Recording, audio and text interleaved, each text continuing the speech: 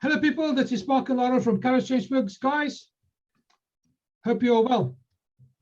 But I want to kind of give you a little statement, and let's just talk about this. Maybe you can think of some ideas, maybe not. Who knows? Here we go. Okay, right. Winners always have a plan, or maybe always have a plan B even. Losers always have an excuse.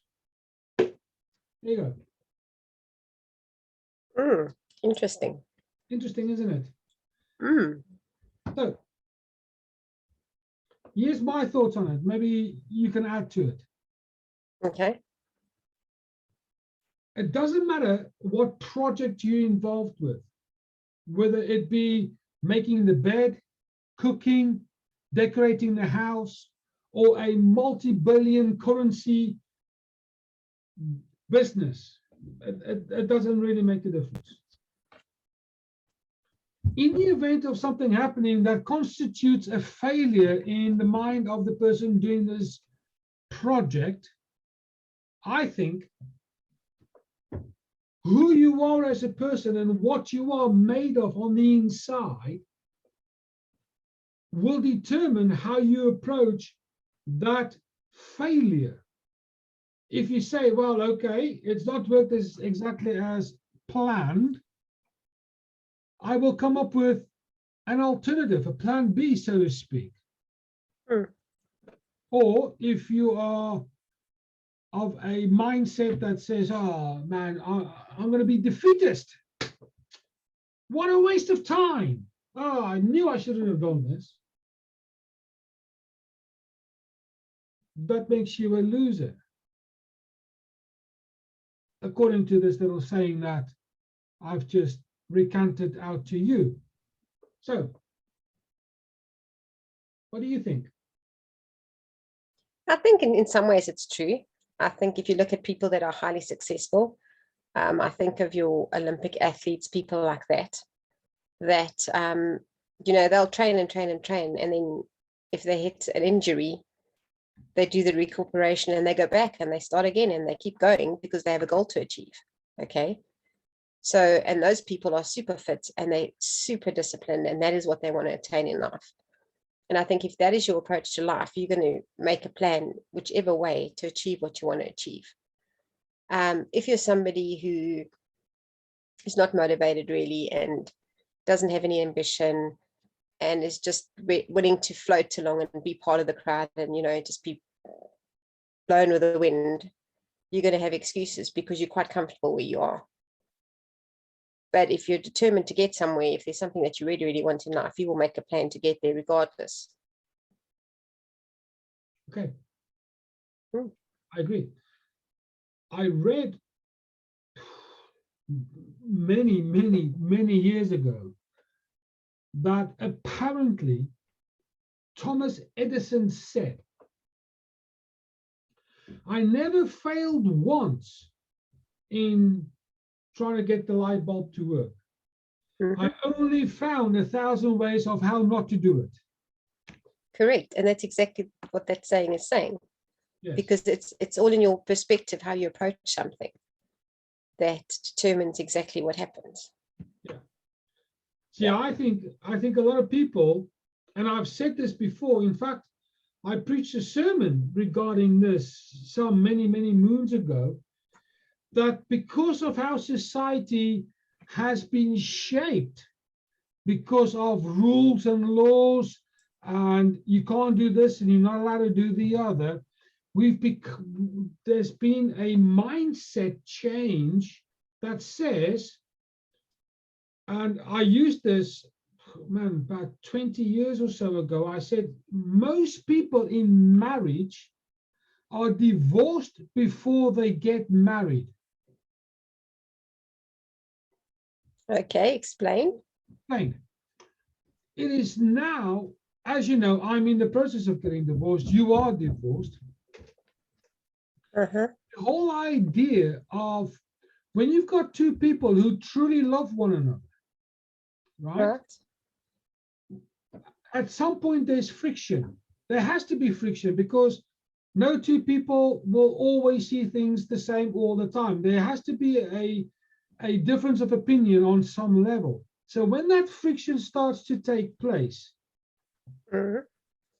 those who are the ones who make excuses according to the saying, the losers in this instance, will say, I'm not going to deal with the issue at hand. I'm going to do the proverbial sweep under the carpet, but then eventually the carpet stands up like a mountain because I'm not strong enough to say I'm going to deal with the issue. Correct. Because it's easy to sweep it under the carpet and pretend that it's gone. We all have a choice whether we want to be an ostrich in life or not.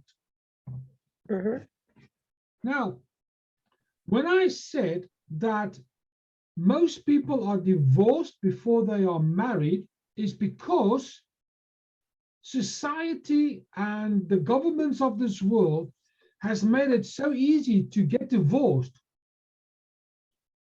Nowadays, you don't even have to have a valid reason like adultery, domestic violence. You don't even have to have that as an excuse. You just say something like irreconcilable differences.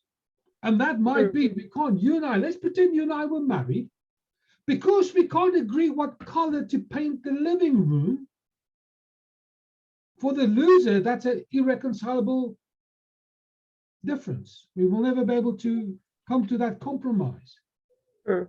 Because it's too difficult to say, I like blue, you like purple, so let's go for green, for argument's sake. No, I want to be steadfast and I'm going to dig my heels in. And you just as stubborn and I'm going to dig my heels in, you say to me. No, absolutely. Now we clash like rams and goats. They just want to clash and just butt heads all the time.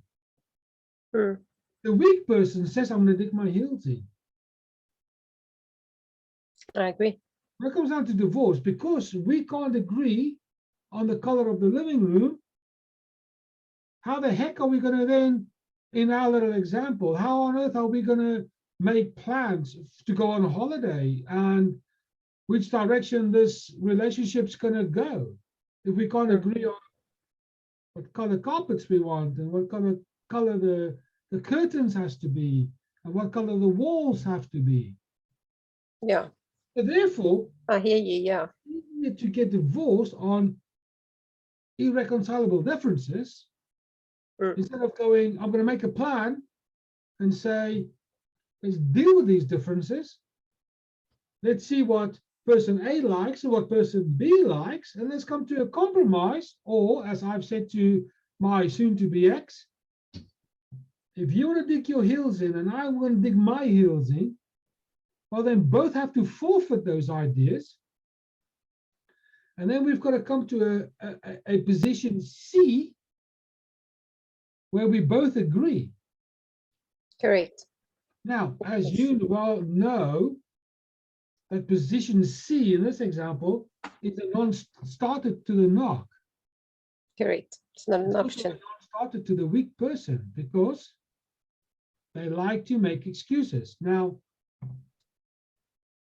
here's the excuse. Lara, you and I are married.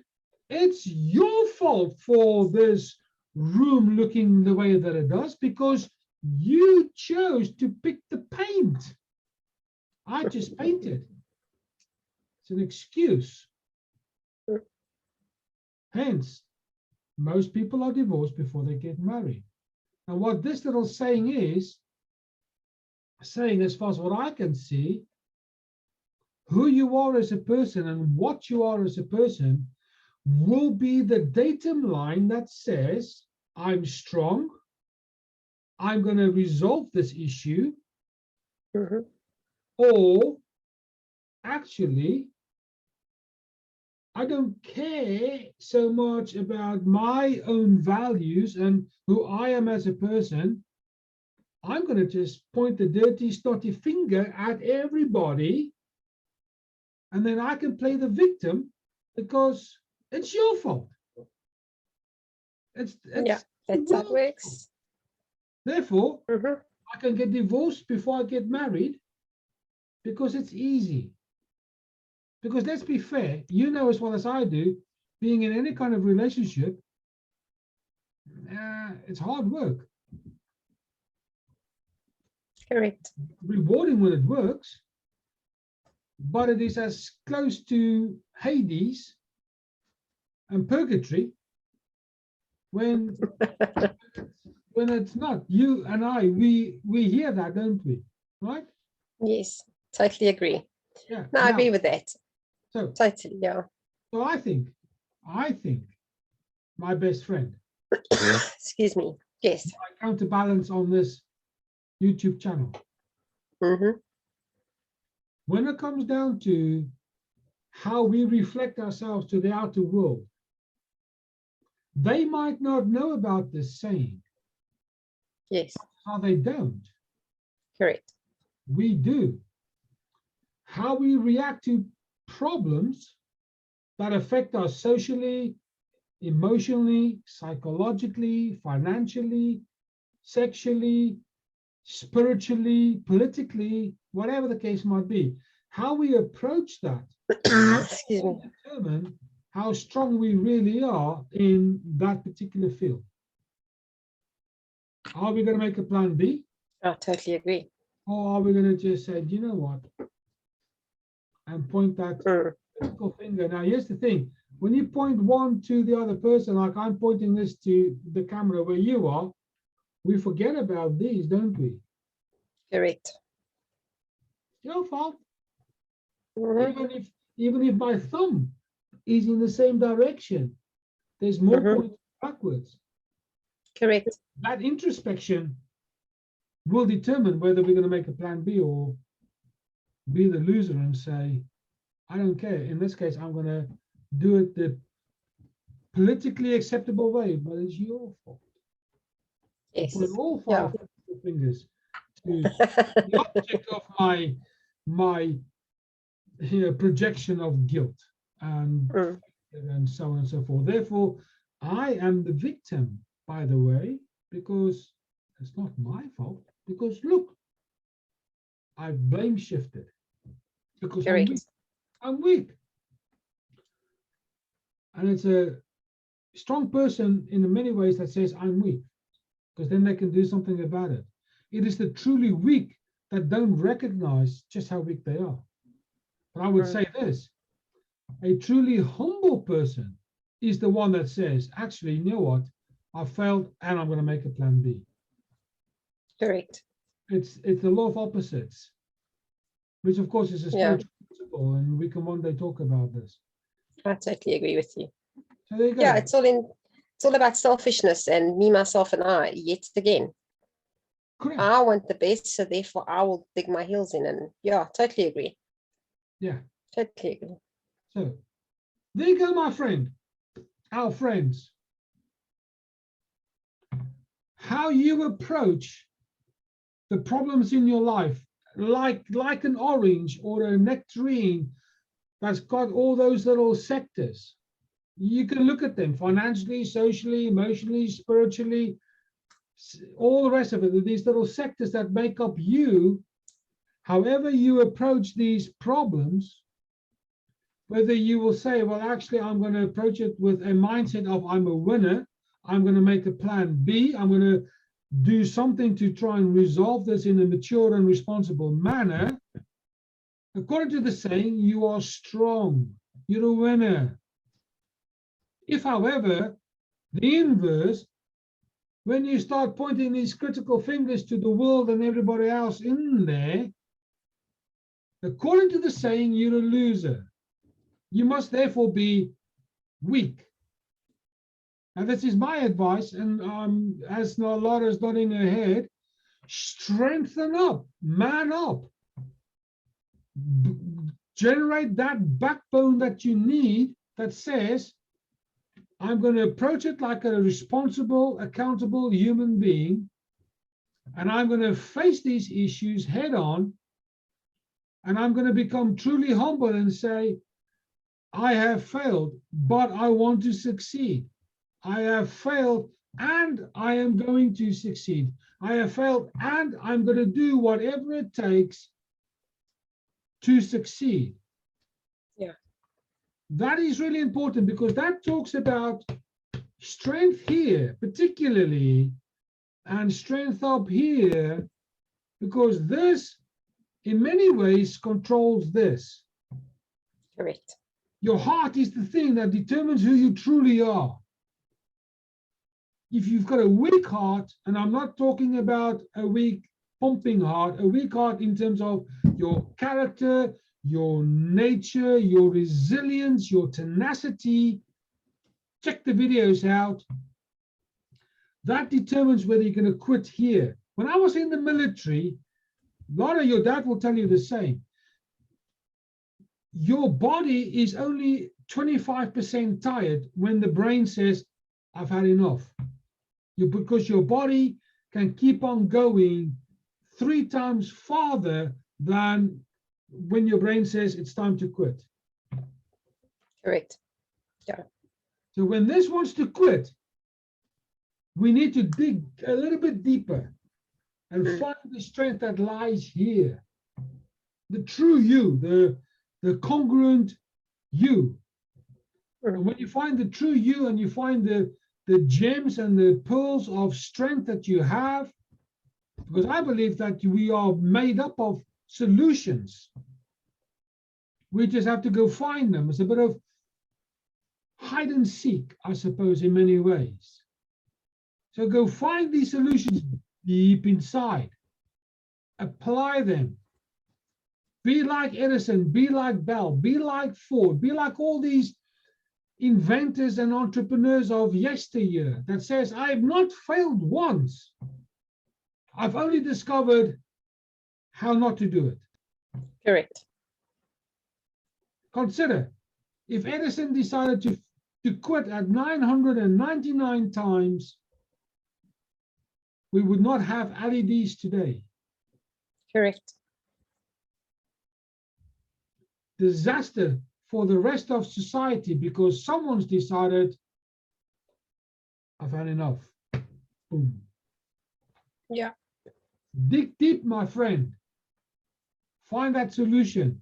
Ultimately,